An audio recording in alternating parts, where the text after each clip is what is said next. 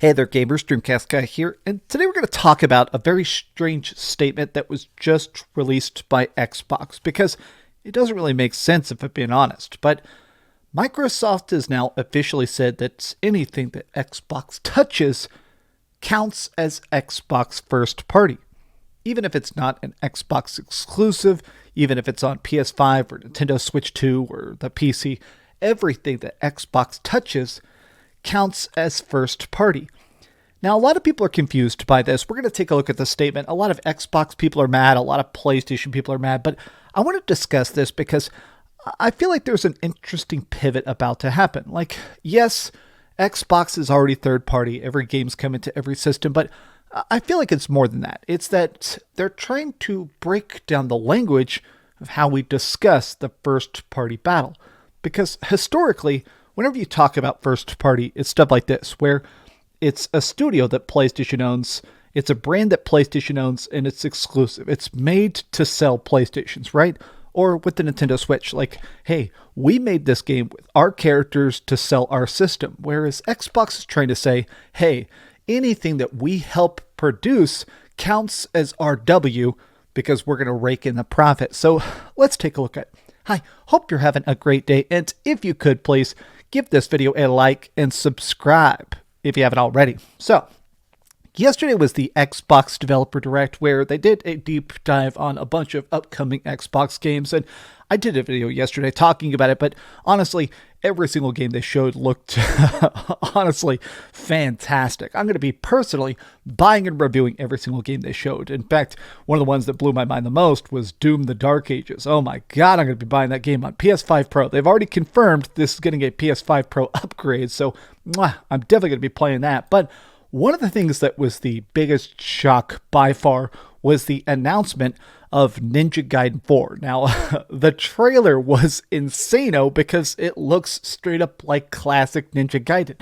Crazy combos, insane takedowns, blood, gore, chaotic robot battles, and stuff like that. So everybody was very, very, very excited about it. But shortly after that, people began to be a bit confused because they listed it on Steam. They listed it for pre-order. It's coming to every system, but it actually says this is an Xbox first-party game. It says straight up on here, Xbox Game Studios. Now, people are confused because typically that's just not how this works, but also they don't own it. This isn't technically first-party. Like, Xbox doesn't own Ninja Gaiden.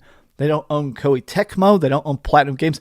Up and down the ladder, this isn't first party. And a lot of people are like, okay, look, man, I just can't wrap my head around some people who can understand such simple things or facts or how they refuse to understand them.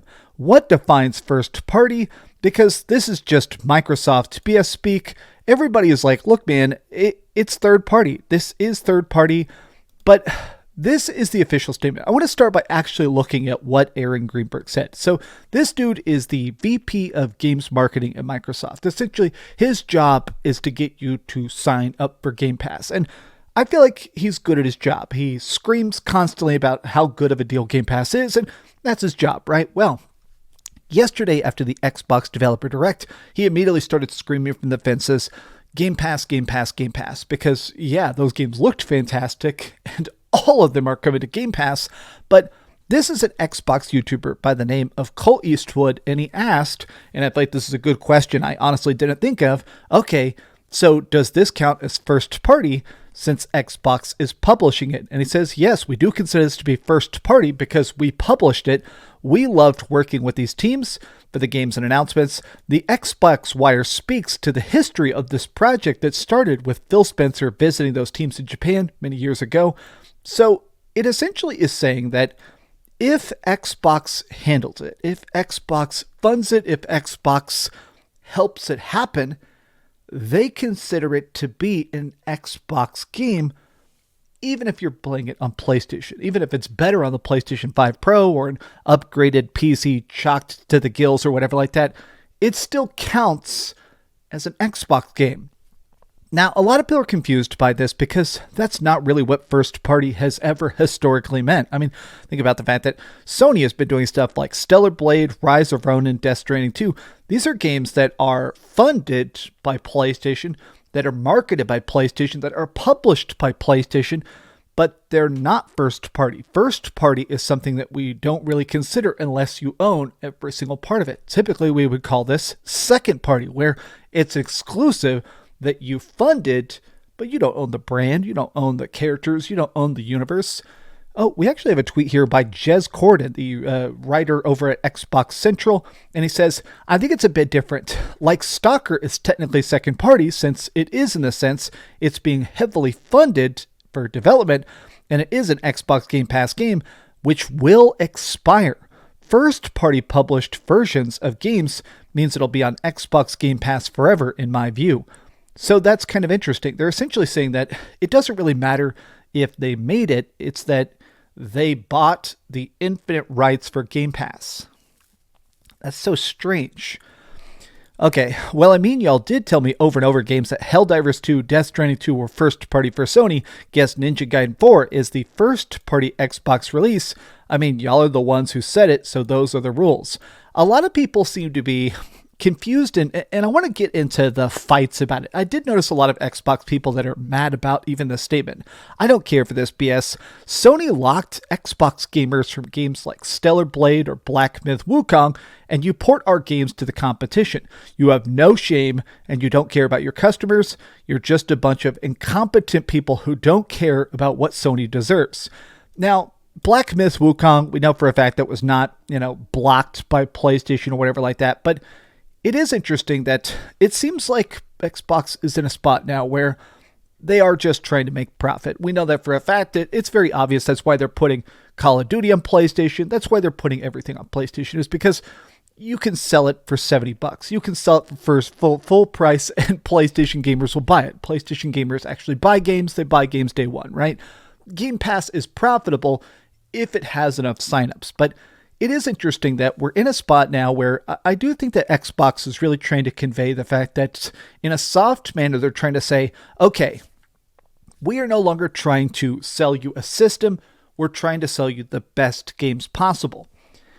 And if I can be honest here, I kind of admire that in a way that I have an Xbox, but it's been gathering dust. In fact, I turned it on for the first time in a couple of weeks to play NINJA GAIDEN 2 Black last night. I made a video about that. Holy heck, that game is good. And it's on Xbox Game Pass. That game is $50 on my PlayStation 5. Yeah, I'm glad I played it on Game Pass. I think it's cool the fact that that game exists. That remake of NINJA GAIDEN 2 exists. It seems like because of Xbox. I mean, I'm glad that now people are playing it on PC. They're playing it on PlayStation. They're playing it on Xbox.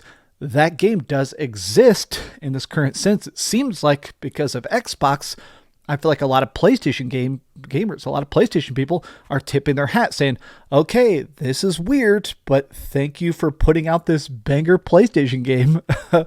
Publishing, not developing games for all platforms, Xbox PC is now being recognized as a first-party game, and bragging about it was not on my 2025 bingo card, but here we are. How many games are now first-party from PlayStation and Nintendo that we didn't count in the past? I mean, that is the weirdness, is that I feel like a lot of people are trying to defend this and say, oh, this isn't really a big deal, or oh, it's Xbox giving up.